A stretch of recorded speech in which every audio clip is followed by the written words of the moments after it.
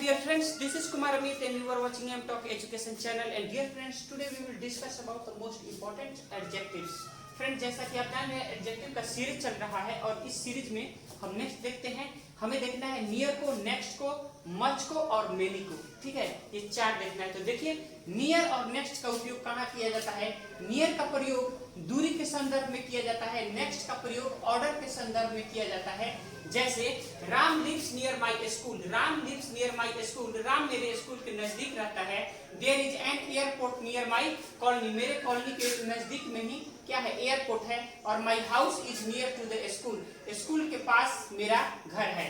ठीक है, अब देखिए she is sitting next to the, अब यहाँ नेक्स्ट आ गया, देखिए नेक्स्ट। ठीक है, नेक्स्ट का मतलब होता है ऑर्डर, ऑर्डर क्रम बताने के लिए। तो देखिए नेक्स्ट टू हर फादर, वह अपने पिता के बाद बैठी थी, वह अपने पिता के बाद बैठी थी।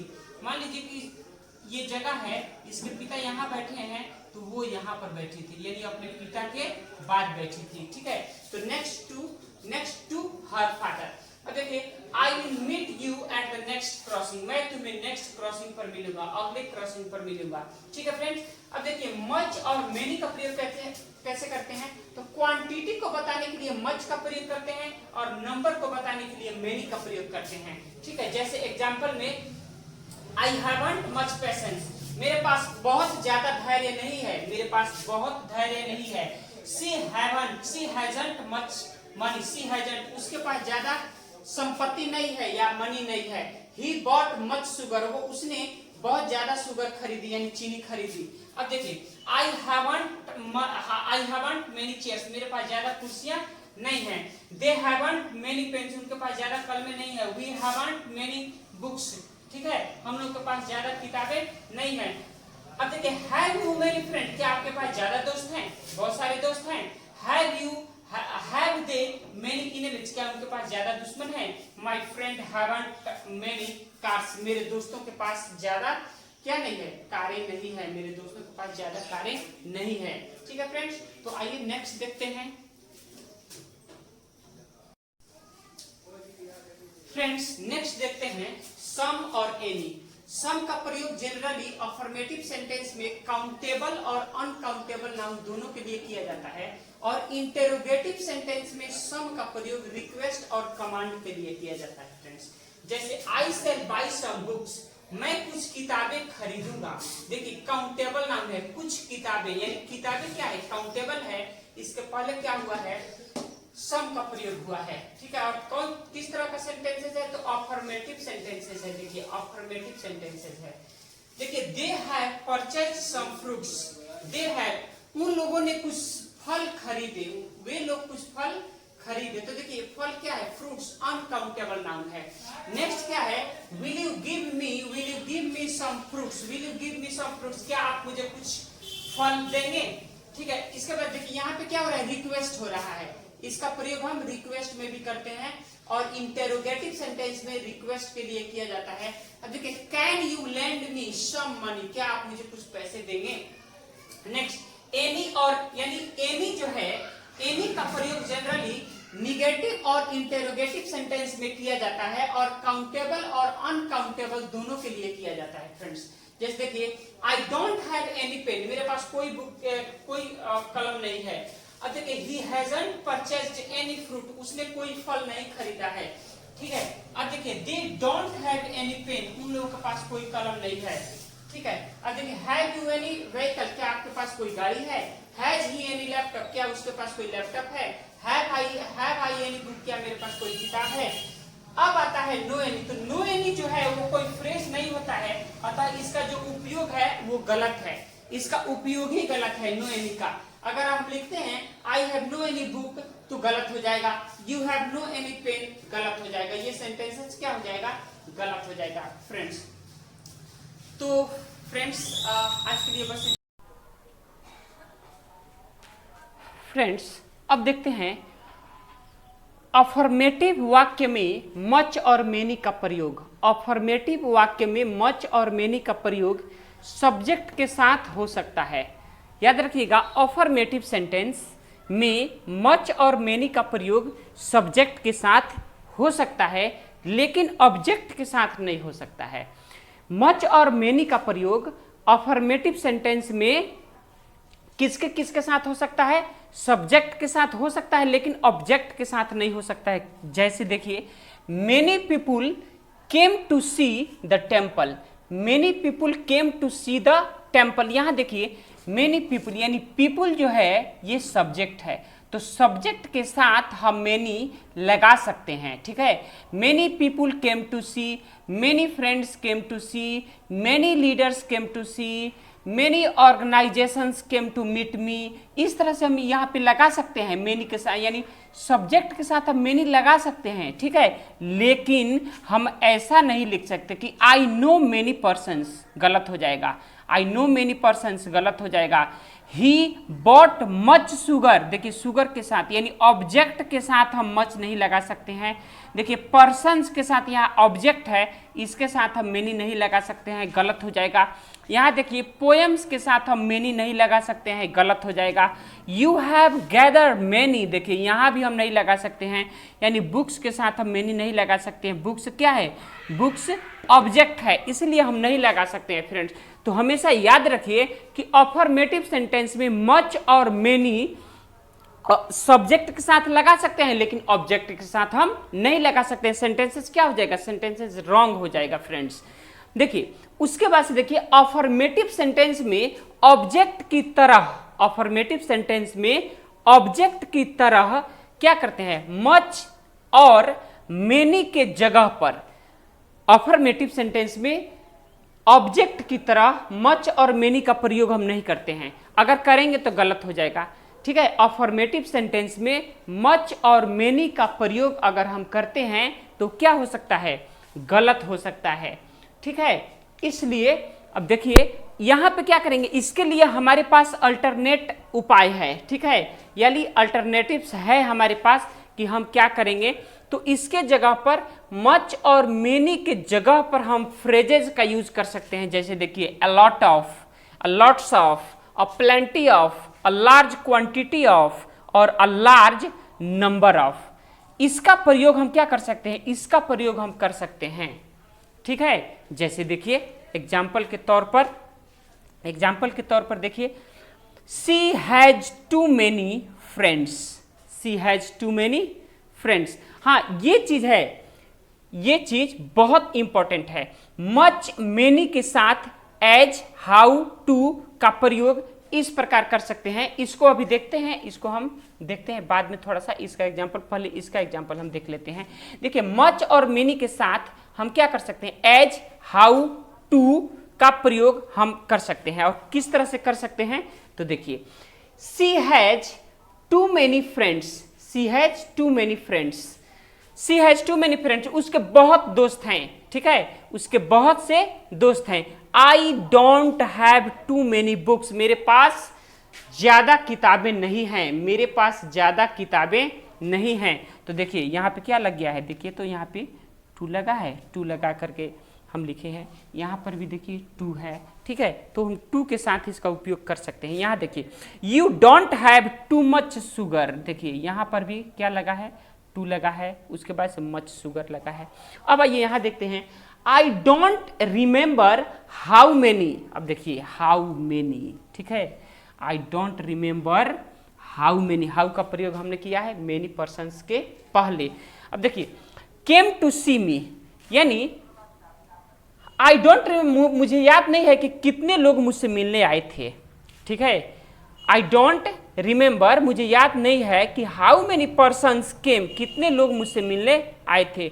You can purchase as many as, देखिए अभी बोले हैं ना एज मेनी एज, तो देखिए तो एज मेनी एज का प्रयोग हमने किया है, एज मेनी एज का प्रयोग, ठीक है। You can purchase as many as books you need to read, जितनी किताबें आपको चाहिए पढ़ने के लिए आप क्या कर सकते हैं? परचेज कर सकते हैं, ठीक है। You can take as much as water you need, आपको जितना पानी का जरूरत है आप उतना पानी ले सकते हैं। तो देखिए एज का यहाँ पे उपयोग हुआ है, एज का उपयोग हुआ है फ्रेंड्स, ठीक है। तो इस तरह से हम सेंटेंसेस को क्या करते हैं? समझते हैं।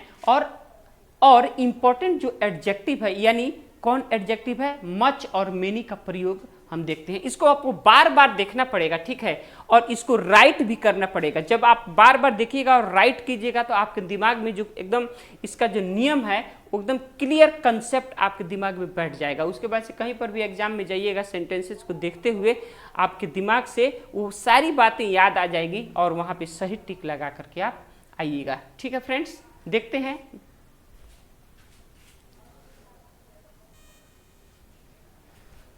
फ्रेंड्स 14 नंबर पर देखते हैं होल और ऑल। ठीक है, होल का प्रयोग जब एक एडजेक्टिव की तरह किया जाता है, होल का प्रयोग जब एक एडजेक्टिव की तरह किया जाता है तब देखिए क्या होता है, होल के पहले द लग जाता है। होल के पहले अगर यह एडजेक्टिव रहेगा तो होल के पहले हम क्या लगा देंगे, द लगा देंगे। जैसे देखिए, he was wasted the whole day, he was wasted the whole day, उसने अपने पूरे दिन बर्बाद कर लिए, उसने अपने पूरे दिन बर्बाद कर लिए। He wasted the whole day, he wasted the whole night, he wasted the whole time, he wasted the whole months, he wasted the whole years. ठीक है, इस तरह से हम सेंटेंसेस को फॉर्म करेंगे। I worked the whole day, I worked the whole day, देखिए I worked the whole day, I worked the whole month, I worked the whole year. इस तरह से हम बोल सकते हैं। ठीक है, आई वर्कड। अब देखिए यहाँ पर होल के साथ क्या लग गया, द लग गया। ठीक है, लेकिन यहाँ पे होल जो है वो एडजेक्टिव की तरह काम कर रहा है। कैसे काम कर रहा है, एडजेक्टिव की तरह यह काम कर रहा है, इसीलिए इसके पहले हमने क्या लगाया है, इसके पहले हमने द लगा दिया है। ठीक है फ्रेंड्स, बी नंबर में देखिए, होल का प्रयोग जब प्रॉपर नाउन के साथ किया जाता है या प्रॉपर नाउन के पहले अगर होल का प्रयोग किया जाता है तब क्या होता है, इसके पहले द तथा बाद में ऑफ लगता है। अगर ये प्रॉपर नाउन के पहले अगर इसका प्रयोग होगा होल का तो ये द से स्टार्ट होगा और ऑफ से शुरू खत्म हो जाएगा। ठीक है, यानी होल के पहले द लगेगा और होल के बाद में ऑफ लगेगा। सेंटेंसेस देखिए, the whole of India mourned the death of Rajiv Gandhi, Rajiv Gandhi के मृत्यु को पूरे देश ने इनके मृत्यु का शोक मनाया था। ठीक है, राजीव गांधी के मृत्यु का शोक पूरे देश ने मनाया था। ठीक है, the whole rajas then in the grip of dot, उस समय के सभी राजा लोग बाढ़ के चपेट में थे, उस समय के सभी राजा बाढ़ के चपेट में थे। ठीक है, अब देखिए, ऑल का प्रयोग प्लूरल नाउन के साथ किया जाता है।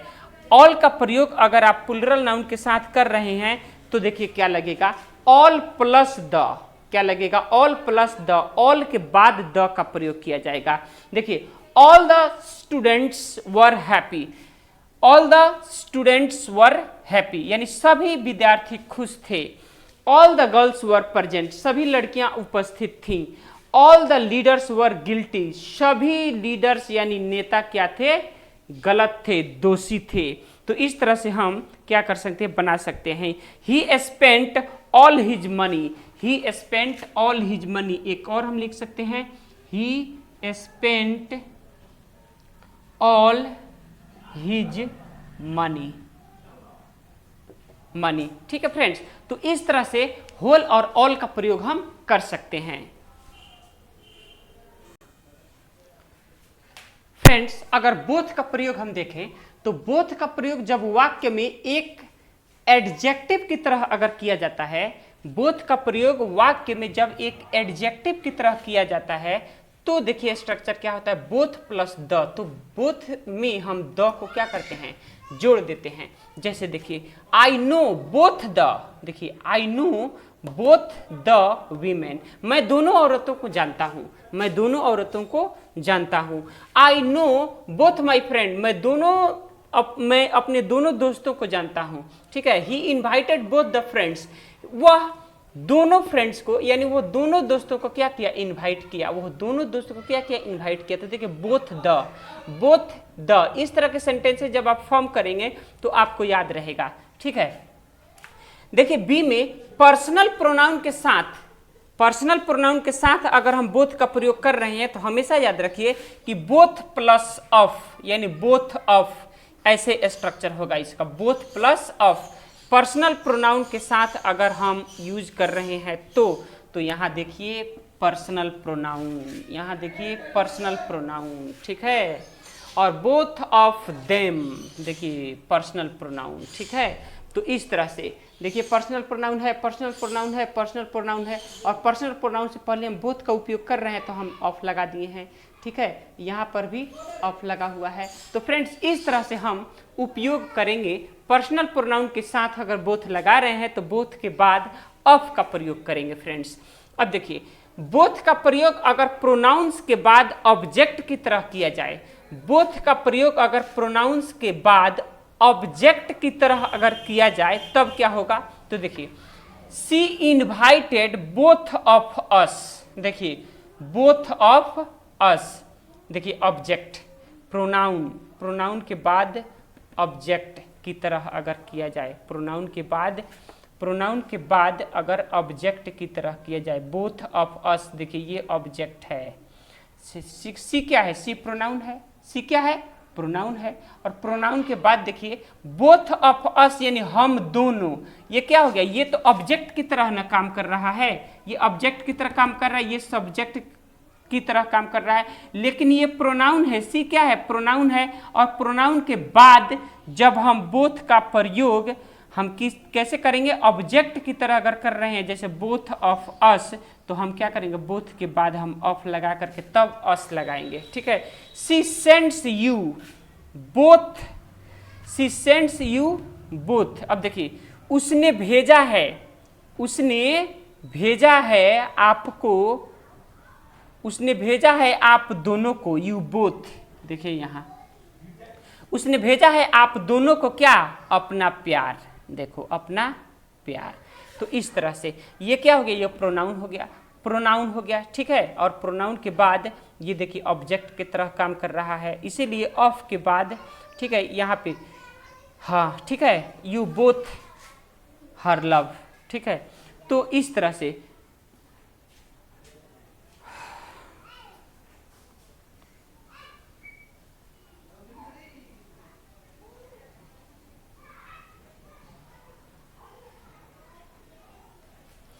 अब देखिए यहां पर both, both dot dot dot not के स्थान पर हम क्या करेंगे, इसके प्रयोग की जगह पर हम नाइदर ऑफ देम का प्रयोग करेंगे। कैसे, तो देखिए both of them are here, both of them are here अगर ऐसे हम लिखते हैं तो सेंटेंस गलत है। Both of us have been invited तो सेंटेंस गलत है। इसी के जगह पर हम लिख देंगे neither of them is here, neither of them is here, तो सेंटेंसेस क्या हो जाए, सेंटेंसेस सही हो जाएगा फ्रेंड्स। ठीक है, तो इस तरह से ऐसे भी प्रयोग किया जाता है, शी सेंड्स यू बोथ। ठीक है, she sends you both her love, ऐसे भी प्रयोग किया जाता है, ये भी सही है फ्रेंड्स। तो ये है, आइए नेक्स्ट देखते हैं